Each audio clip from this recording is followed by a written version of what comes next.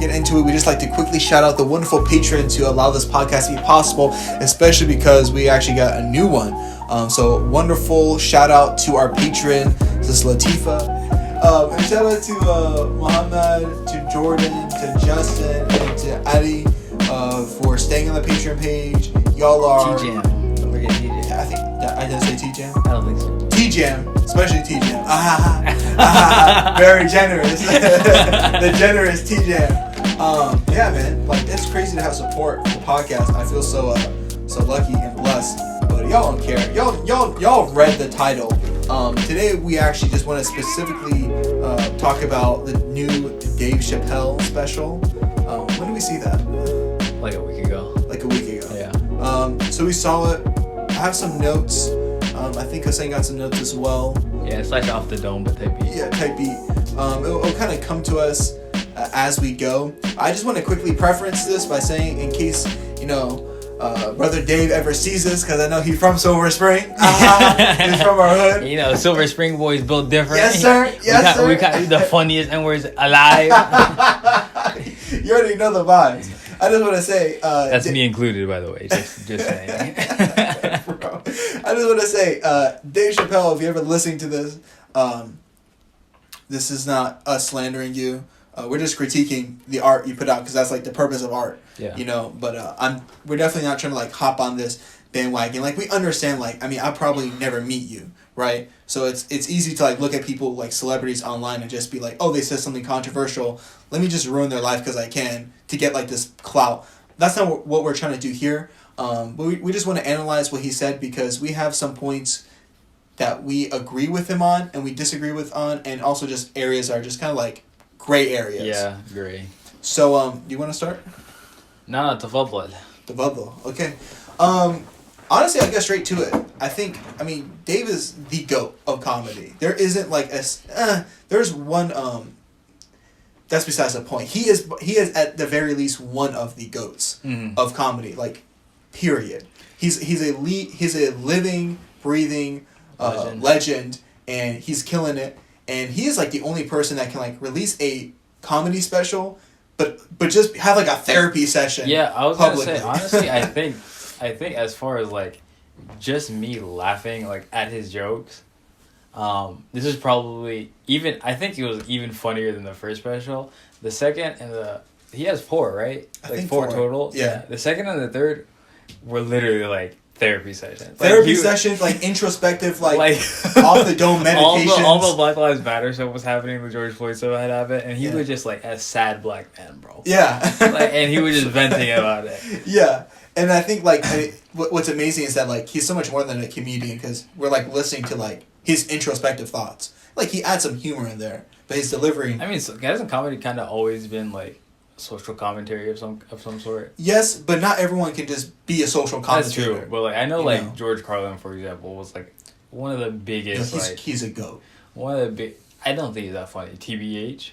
Calm down, bro. It's a different conversation, anyways. Don't make me upset. Got my bad side. But it was very much social commentary. Oof. So yeah. But yeah, like y'all know what he's talking about. He has been at war. Not necessarily a war that he waged with the Alphabet gang, as he called it on one of the stand-ups. It's just funny. I don't care who you are. That's hilarious. That's funny, period. But... No comment. He's been accused a lot of being homophobic and just all the obics. Transphobic, homophobic, sexist. And this comedy... This special was was basically about that.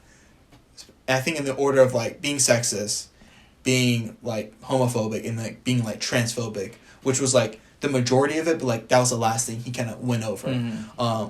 And he kind of like broke down like his idea of like what makes it okay for him to make fun of something, and why he doesn't completely agree, or why he's at odds, quote unquote odds, with like the LGBTQ plus whatever it is community. Yeah, I mean, and Mahdi mentioned this while we were watching it. He was like, he just doesn't see the LGBTQ trans movement as anywhere near like the same thing or as legitimate as like basically the black struggle.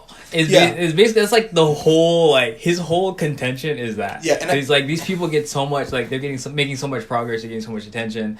We have these laws coming out to protect them, but we don't even know about the dude that the black dude that the baby killed because no one cares. Yeah, and I think I actually wrote down a note. He said it right here. He said that you think I hate gay people, but I'm jealous of gay people. And that's like a direct quote, right? And that's kind of a joke, but like he's not just joking, because it's like really what it comes down to in my view, in my personal view, I could be wrong, I don't know, Dave, but what it looks like to me is, and this is honestly I think a justified opinion, because this is like, you know, his life experiences as a black man have painted this. It's not just out of thin air. Even if there are some holes in his way of thinking that I don't agree with necessarily, his life gave him that perspective. Yeah. So there's at the very least, there's validity to his perspective. The same way there's validity to people's perspectives that I don't agree with in real life. But basically, the LGBTQ community gets their progress because they're white, period. Because we've talked about before on the podcast, look how all the freaking dumb hoops put on black people, like after emancipation, on them. And look how quickly the LGBTQ community has progressed. Like in like 5 years, 10 years, they've done what it took black people 100 years to do. What did he say? He was like, maybe if slaves just had booty shorts and baby oil, they would have gotten freedom 100 years earlier. Yeah, like, and I think like that's a joke, but I honestly felt like there was real resentment. No, there definitely is in that, and I think that when I saw him in that stand up, I just feel like he was doing a lot of talking, and I understand why, but. Bro, I think, dude, it's okay if you're an angry black man. I mean, I think... Like, that's what I got from it. Guess my like, critique is that at one point he mentioned, like, a gay black person, but, like, outside of that one like, mentioning of it, he kind of just talked about, like, the black struggle here and then, like, the LGBT struggle here as if there's no, like, overlap in that circle. You know, like, there are gay black people too. You know, there are trans black people too. You know, so like, I mean, I understand where he was coming from, and like you said, like he's talking based on his experience, and he's kind of upset. Like I think he's legitimately like jealous. Yeah. Like it's not fair. But like he's talking as if there's no overlap in this Venn diagram. Like he's talking as if they're like two separate spheres and there's no cross. And I'm sure he doesn't believe that, and because he's seen gay black people. Yeah. But that's just the way he's referring, and I think that's also another thing that some people had an issue with, because they're like, you're saying that like it's just whiteness and it's just this and it's just that, but like you're also forgetting that there are colored people in this too, there are black people in this too. I feel like he would argue though that like the progress is from the whiteness. Maybe. You know, like I'm just saying like that is something that I saw people criticizing. Yeah, and I think part of his, again, I gotta empathize with him. Like, I would be upset 100%. Like literally, like it's just they've made so much progress in such a short amount of time, and they are the loudest. They are the loudest minority. The LGBTQ are the loudest oppressed minority. Period. They are the loudest. Like, they are such a small percent of society in total, but they are so loud. Like, anything that upsets them, that they don't like, which I can respect that to an extent, right? Like, speak up for your rights. But it's also to the extent where I feel like if I were in Dave's shoes, if I were a black man with my experiences of being oppressed, and I see someone louder than me, and if I perceive them as less oppressed, I'll be like, yo, shut up. You know? And I think that's where it's coming from. That's kind of like where it's coming from. No, it's like, yo, like, You know how scared I am. I don't know. You're black, bro. You talk about. I'm just. But I'm shooting off the top of my dome, like, you know, I'm probably, like, had these whatever childhood experiences pass by me, I'm rich, I still flinch a little, you know, something like that. But then some dude wants his own bathroom, I'm like, yo, you can still use a bathroom, but, like, calm down. Yeah. And, like, again, he like, what you're saying is very true, because even in his stand-up, he's like, so you said the thing about, like, he's jealous of gay people. Yeah. He also mentioned, he was like, they think I hate them. Really, I just hate white people. And that's also like undergirding like all of his undergirding all of his different arguments about like why he doesn't like them. But he didn't say why. He didn't say he doesn't like them. Yeah. And I don't think he like actually hates them, but maybe justifying why he thinks they're not as deserving of the attention that they receive than black people are. It's like that whiteness and privilege that they move. One thing he said that was really good, and this is not a quote, so forgive me if I get it wrong, but I think he was basically saying that the problem is with them is that whenever it suits them to be a minority, they're a minority, but then when they're white, they're white. Mm-hmm. So if I piss up a gay person, for example, like he said that story about that guy who was like taking pictures of him. Yeah. They go call the cops on him, like some white dude. And so that I think that speaks to my point of like, in that one like experience, or maybe a few experiences that you've had with gay people, that has been the case. But then there's also, and he even said he was like. He was like Clifford, because the black dude was Clifford. He was like the gay Clifford would have never called the cops because he knows that the cops would have came in. Exactly. So he like even acknowledges that there is that overlap within the punchline of the same joke. Yeah. But like he still kind of talks about them, and it seems like he views them as separate entities completely, entirely almost. But I think to him they kind of are, because maybe again it's like all about identity, and maybe to him, and I don't know, I mean, I can't speak for other people, but do you think that the gay people or trans people who are angry at Dave Chappelle are black ones? Or do you think the black ones get it? I have no idea. Because what I'm thinking, it depends like what your identity is. Like I'm thinking if I'm black trans, that's how I label myself, not trans black. Okay. If you're trans first, you'd probably be upset. Okay. But if you're like a black trans woman, then you're like, you know what? I get that. Because I see white people too. Like I've heard stories before of like black people in the LGBTQ community who talk about the whiteness in it as well. Like, you know, and he also... I mean, that's the nature of like often, not all the time, but like a lot of times, and he referenced it in the special as well, like the feminist movement. Yeah. Like, this is a very white woman-centric movement. And he mentioned Sojourner Truth, Ain't I a Woman. Snap moment. They told her not to speak. Man. She said, he was like any black woman. She didn't listen. Yeah. She said, Ain't I a woman? Yeah. And I think that basically encompasses like the whole issue.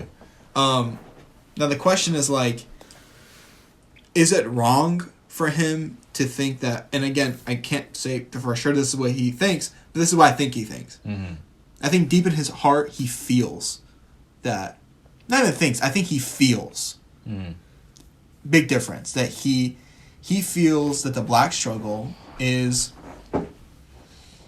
more than the current LGBTQ struggle. Yeah, I mean, I think I'd agree with that. And that's a fair statement, and I don't think you should get canceled for that. No, I mean, like, I think I'd agree with you that he thinks that. Yeah. I'm about to say all that. I don't think you should get canceled for that. But anyways. But what do you think of like? So like, he also spent a lot of time talking about how he's not punching down. What do you think of that? So like, that was very emotional. That whole bit, like the whole punching down, punching thing. Across, punching down. I mean, I get where he's coming from. I get it, but I think ultimately it's very emotional because what he was saying was like, he's saying to them, I'm punching across. Like you can make a joke about me, I'm good. I'm not. Yeah. I'm not putting you down, but y'all punching down on me, and I think that, Dave, it's just perspective.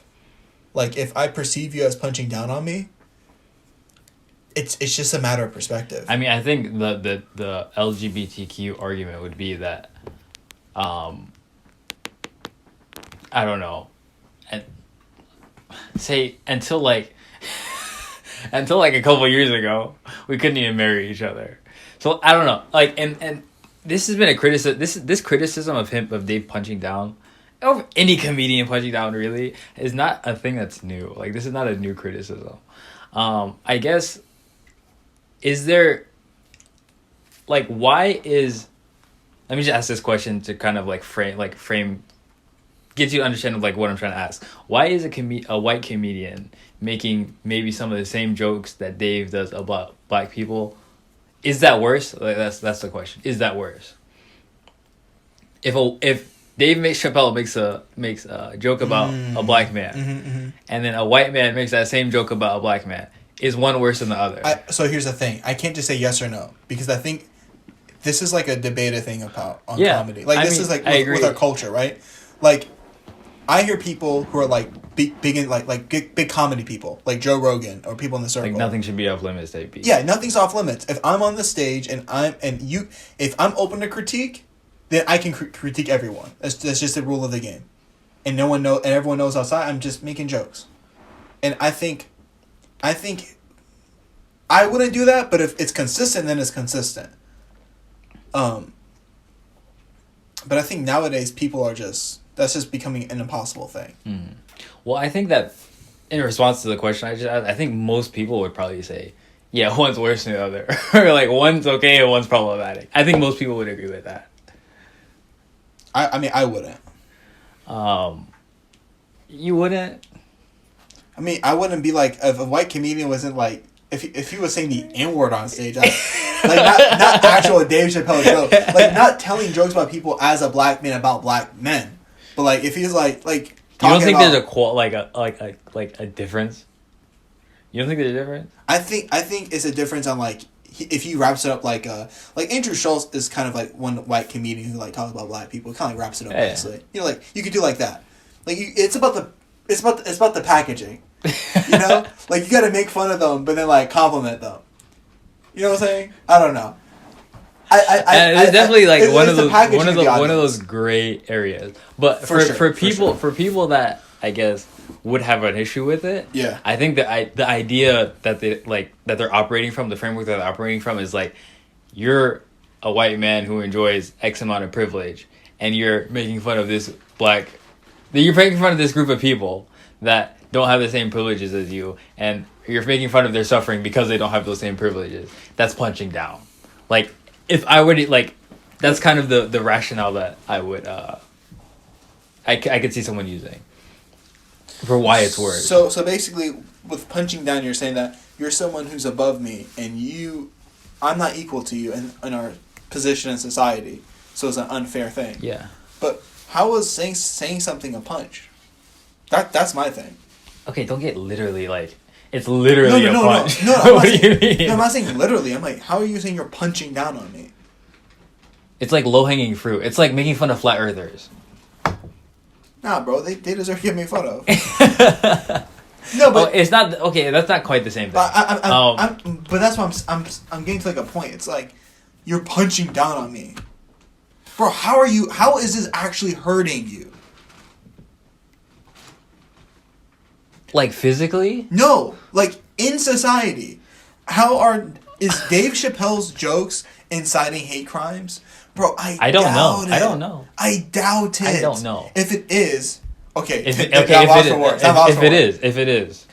is, then I think he has a responsibility to like make a statement and be like, hey, if you do that, I'm not supporting that. But like, he's a comedian. Like, people can look at our podcast and do something crazy because something we said, and I didn't co-sign it. That shouldn't impact me as long as I'm doing my due diligence. I mean, I think, and this is kind of like, this goes into like things we talk about with Trump, for example, like inciting. Did he incite the bro, January? He incited it, bro. What's the difference, bro? It's way different. Trump was literally like, look at the camera, pleading like, we're going to take this country back. Please join me. Gather our spirits. we're gonna pull it through. We're gonna do it. Did he say anything actually violent? Did he say anything actually violent? Bro, yes! What did he say? Bro, he was talking about police officers being no gang. No, that wasn't the same. And I said, when you put him in the cop car, hit their head on the way down. Like, that wasn't the same. Bro!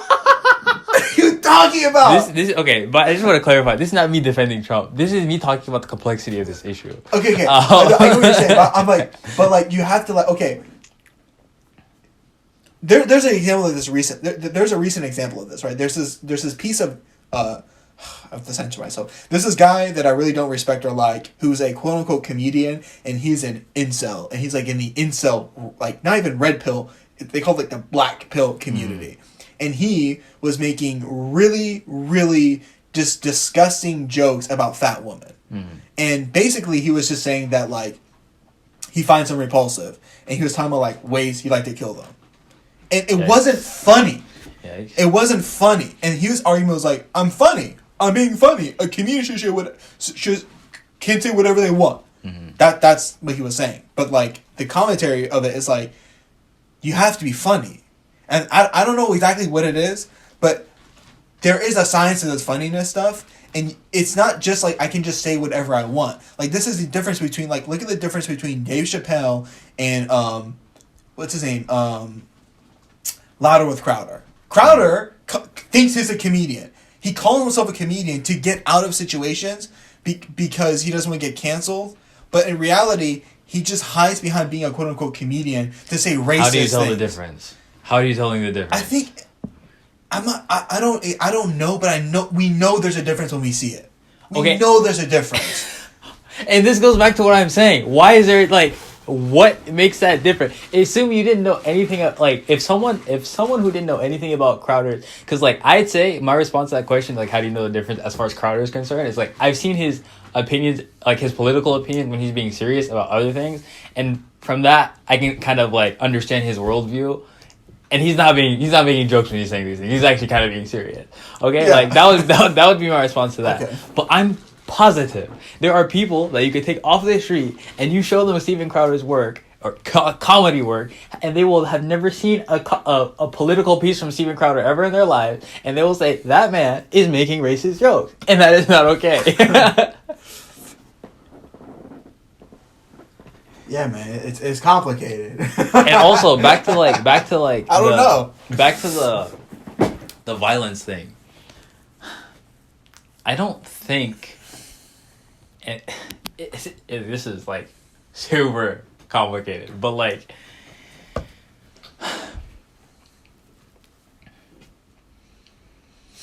imagine,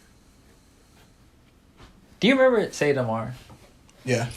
And when he was like back in the day, he'd be like, I don't go on this member and I'm not like cursing these companions because I don't want someone who listens to me to start doing this and then get themselves killed, basically. Mm-hmm. So I guess my question is like, does a speaker bear responsibility for actions that are done to someone, to themselves or someone else, as a result of like the ideas that were espoused by that speaker? Like, I don't know. Do they? I think it's a matter of doing like it. Okay, number one, I don't have an answer that's like a concise one, but I think we can see when people do their due diligence. Like it looks a certain way. Like for one, a statement. Like if you really believe in something, you should have no. Like for example, Dave Chappelle said verbatim on the show, I do not have an issue with gay people, with trans people. I am not transphobic. I do not wish violence or anything against them. Like he said that like more than 10 times. Okay, but that's an example. You can say something. No, but you can say something. And your words can communicate something else. Okay, but I'm saying like outside of that statement. Your words can. Okay, I'm saying he says a joke and then he's like, by the way, it's a joke.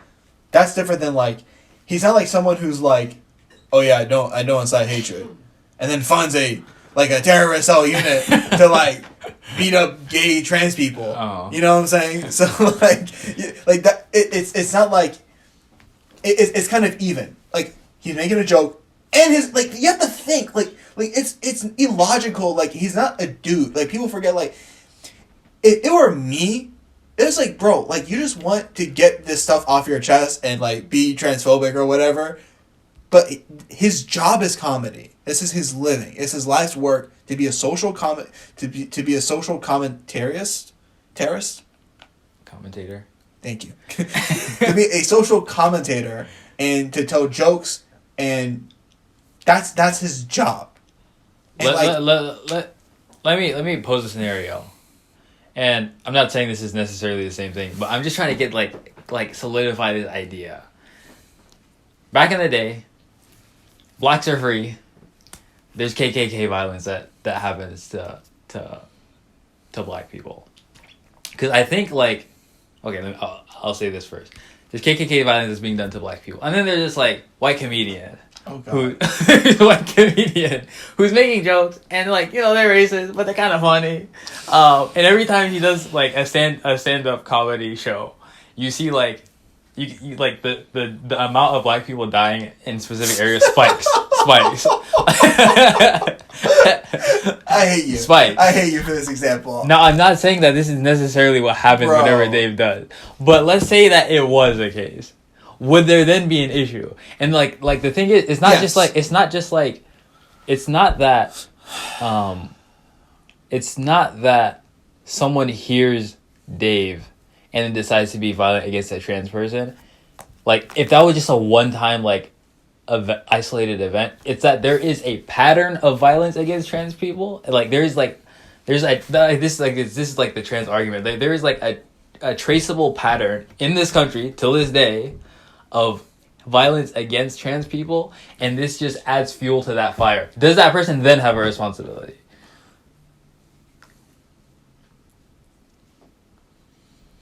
And their comedy has a direct impact on the numbers.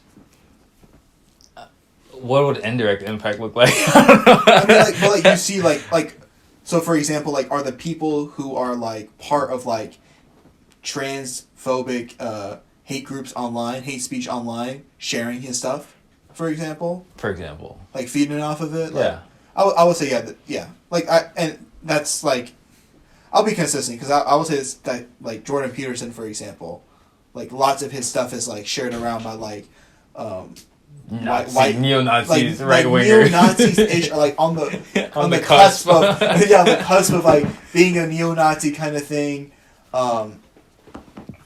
Yeah, I think. I mean, and so that's ultimately like the trans argument. That's ultimately a trans argument, and then... You're a pretty good debater, bro. You may change my opinion maybe a little bit. I'm shook. I don't know what I believe in anymore. I'm just saying, this is like a complicated... It's not, bro, as like... You're a black man. Aren't you supposed to be... Like, why am I the one defending Dave right now, bro? Come on, I just think it was highly oversimplified. I don't know. But, bro, you get the tight beat is saying, right? No, yeah. Like...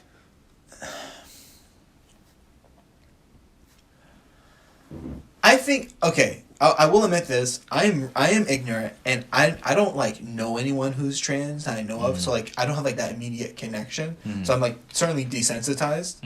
Like, you know, when you know somebody, it makes it more changes. real. It makes it really real. Like, even at first, like, if you weren't sympathetic at all, and you know somebody, it's like, damn, like, that's a human being, you know. So for me, I'm just like, bro, what are you talking about? Like it's hard for you to like. It's hard for it to be like. Tangible. I mean, real, and also because of where we live. Like, we're in a very liberal area in the world. Like, we're not in Arkansas or freaking Kansas, where I'm sure things are way more openly transphobic and homophobic in general, you know? Like, but I think that...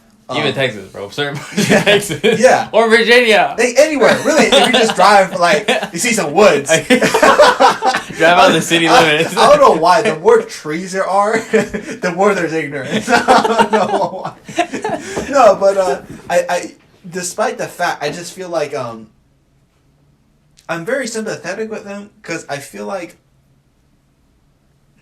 it's just like a lot of gaslighting. You know, like, so if I'm and again, I'm trying to look through Dave's perspective. I'm not him. I'm just trying to look through his perspective, though. If a lot of the things that you see the LGBTQ have stances on are things that are only a big deal to them, for example. And that to everyone else, many times we're kind of left scratching our heads. Like there's like a disconnect. I can't think of a good example right now, but this is kind of like a common thing. And oftentimes, not from everyone, but from within that community, in response to someone just like, we're just kind of scratching our heads because like, well, we don't understand your struggle. Because, you know, unless I'm part of the community or I know somebody directly, I'm pretty disconnected. But a lot of times in response to just someone being like confused or uneducated, it's a jump to cancel and ruin that person. And it's like, yo, it wasn't even a thing where like you were physically being hurt or your rights were like snatched from you. I understand this could have been an inconvenience, for example, right? But it'll be something like this, for example.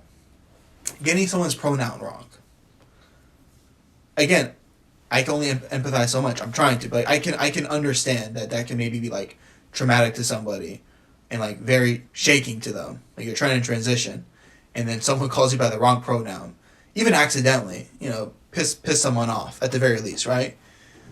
But the reaction to that sometimes from the community, you see, not all the time, but you see from the community sometimes it's like, yo, let's just end this person's career. Let's make sure they can never work again any kind of public job where people recognize their name. And I feel like if I were Dave or like just like if I were like a black guy, I'm like, bro, you know how many times I get called the N-word? And I just move with it. You know? And I'm not saying I should move with it, but I learned to move with it. And you're trying to, like you don't even gotta like me.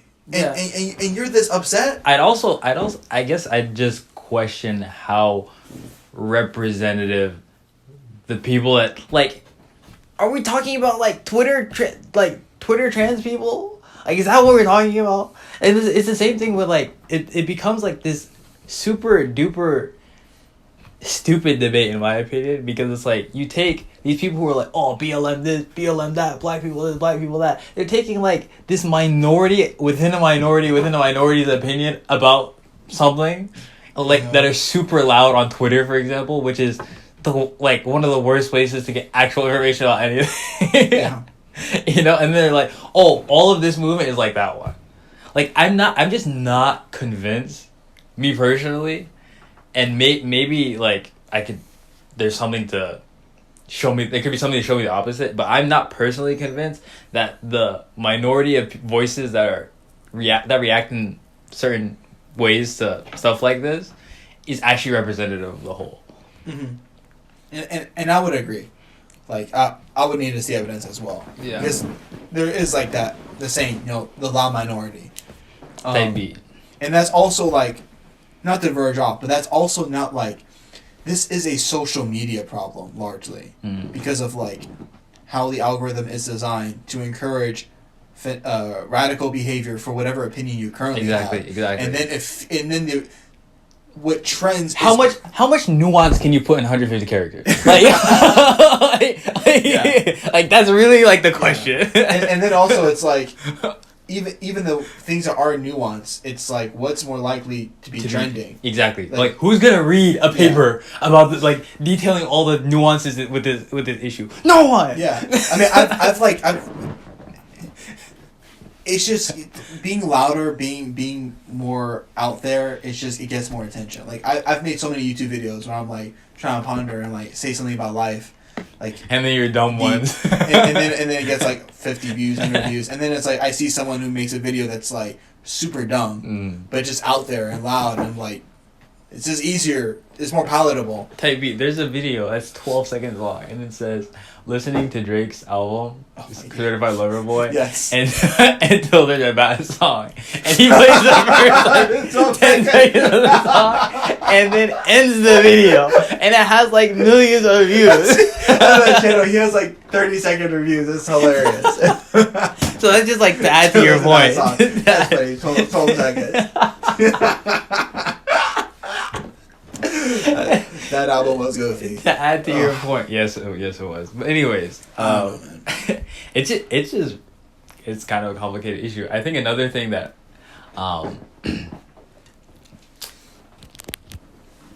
I guess another issue that people had is like Dave mentions his friend or whatever, the comedian, the comic that was trans. That was his friend, remember? Mm-hmm. Yeah, and he mentions her, I don't remember. Anyways, he mentions their friend, and then at the end he talks about how like they killed themselves, and I guess a lot of so I did some the reason I know all these like I'm like pretty familiar with this kind of this line of like argumentation is because like I did research for this discussion basically. Okay. And so some people were like, Dave is like applauding this trans friend for being able to take a joke, but then all simultaneously like feeding into kind of the rhetoric that causes trans people to kill themselves all the time. Like, yeah. And like, and then like at the end of the joke, he like purposely misgenders her. He's like, yeah. He was like, she had a daughter, and he was like, yeah, I set up a trust fund for her daughter, and you know I haven't met her, but when I met her, I'm gonna say, you know, you had a really good father. And then like that was the punchline. Like the misgendering was the punchline. I don't know. I think I would be curious to see Dave react to a white comedian that says the N-word. Because if I'm trans, I think that would kind of be the same thing.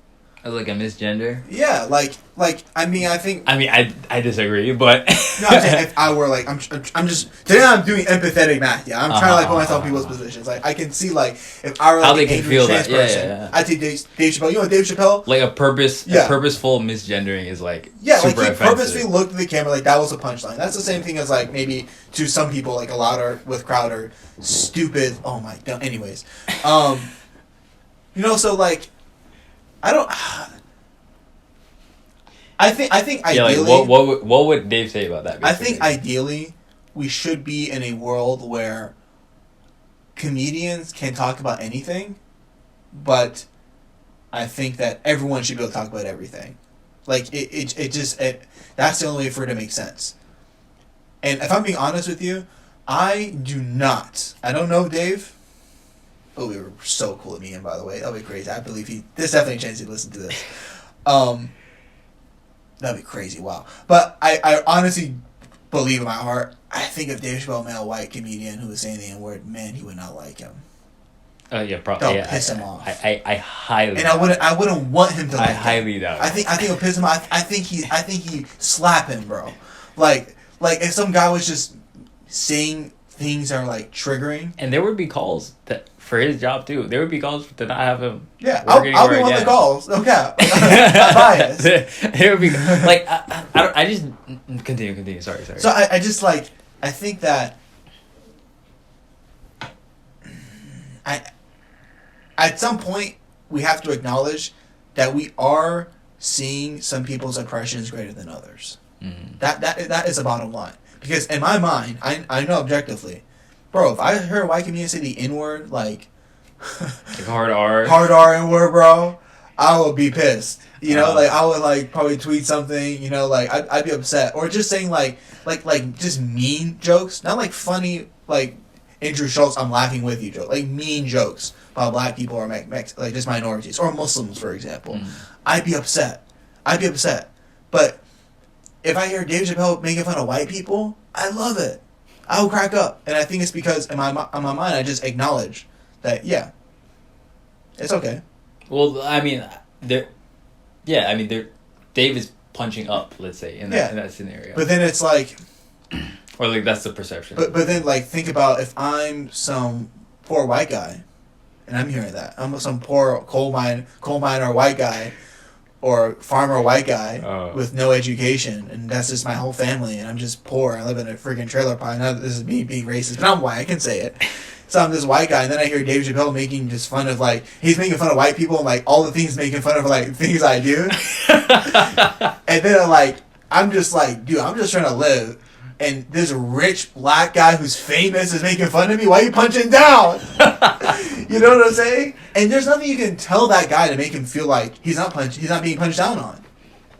you can take out any kind of Howard definition of racism and being like, oh no, it's a history. Like, no, that white guy feels like, whether it's true or not, he's like, bro, I'm poor, my life sucks, this guy's rich, and he has money, he's famous, and he's making fun of me. Mm-hmm. And I didn't do anything to him. Mm-hmm. Like, what if I'm not racist?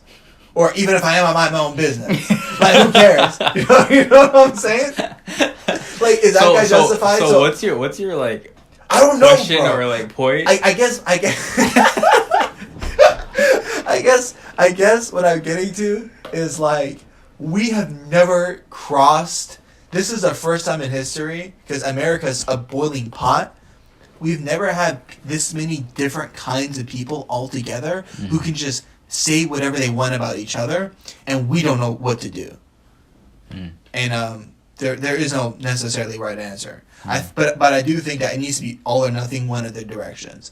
It needs to be that we can all just say anything about each other, period, or we all have to just respect each other and not cross each other's lines. This middle stuff is not going to work. Yeah, I'm not sure about that, but I mean, I also don't have a good answer.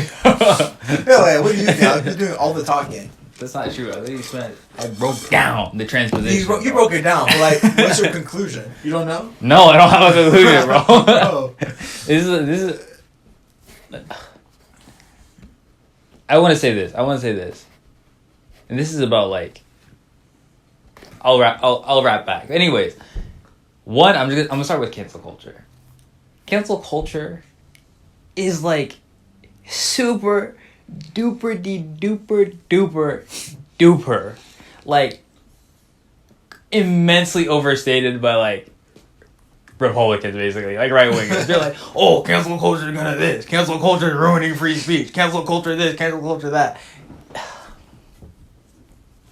First of all, there was a fight in the UFC, Dana White Contender Series, between an Israeli and an Afghan, right? And while they were facing off, the Israeli missed weight.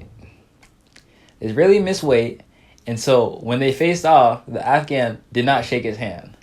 And the Israeli, in response, says, terrorist. He calls him a terrorist. Bro. And then he gets his ass beat. Like, in the fight, he gets absolutely destroyed. Mashallah. He gets absolutely destroyed. And then Dana White asks a question. He's like, do you guys think that sometimes, like, people cross these lines, and are you interested in, like, potentially, you know, kind of, like, punishing people for that?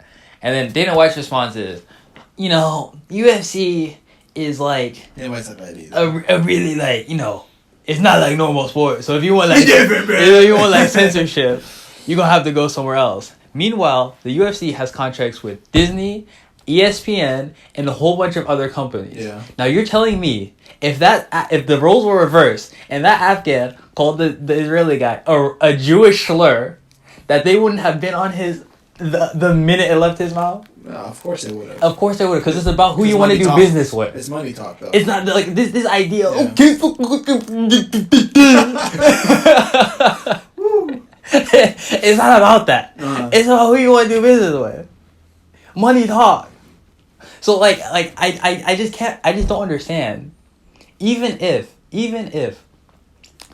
a university, a business, they have an employee that says some wild stuff, or says some stuff that might not even be like, that might be like on the cusp of wild, but just the business as a, I guess, an entity disagrees with the values expressed in that saying, they have whatever right in the world, and this is not like some anti-free speech movement. They have whatever right to get rid of that employee because their values on the line. I'm just at a loss for words when people are like, oh, well, these people are trying to cancel and they're trying to restrict freedom of speech. Like, no, freedom of speech does not and has never meant freedom from consequences. If you say something that directly goes against the values of your employer, you're going to get fired. Like, I don't know what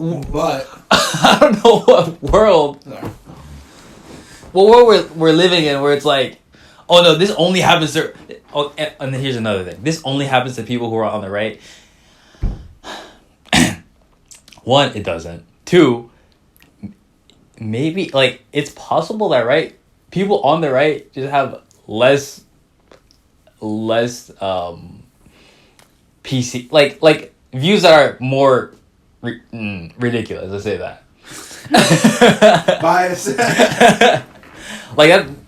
In which case, like the whole Twitter censorship, like. Oh yeah, more right wingers are getting censored than left wingers. Because, I mean, Twitter is about all these people in Silicon Valley who more are right. liberals, bro. Maybe more right wingers are being more ridiculous on Twitter. Like this, there's not just like an immediate like there's no causation. Also, more young people are liberal. They're more likely to be offended by something that doesn't agree with them. There is no causation. It's not like. But Hussayn, you know that's like saying. What? So, for example, let's say you can't work without getting the vaccine, and jobs are like, yeah, we're not gonna hire you unless you're vaccinated. Well, it's not forced. No, it's not. But it is. It isn't, because it's like with you are literally stopping. I mean, I have the same exact opinion with this. Like, so you're pro it. I'm pro a business being able to do whatever they want to do to screen their employees. You sound like Jeff Bezos. Even if a business is like, I don't want black people working for me. What? Yes, bro. I don't care. Wild. I don't care. That's a wild thing. I don't care. Also, like business owners, if you don't want to sell to black people, don't. No. I get like, yeah, we don't need you anyway. Raises behind, but no, that's not even where I'm coming from. So where are you going from? There. My issue is the inconsistency in like the Republican argument, because they are so for this like autonomy as a business, but then they freak out when like vaccine mandates happen. For example, to me there should be no freak out. Oh, I see. I okay. That is sound logic. There should be no freak, because if you agree with them being able to do this, they should be able to do that. You know, there was literally a court case about this cake maker, this baker. Yeah, about the cake. Yeah. Completely his discretion. Sorry. That does not mean he will. You want to say it? That will not mean he won't like get consequences from that decision. His business may go way down. Yeah, but you can't force. You can't. I have freedom of will, basically. You know. So like I don't have an issue with like business saying like they need best. So what's your conclusion though?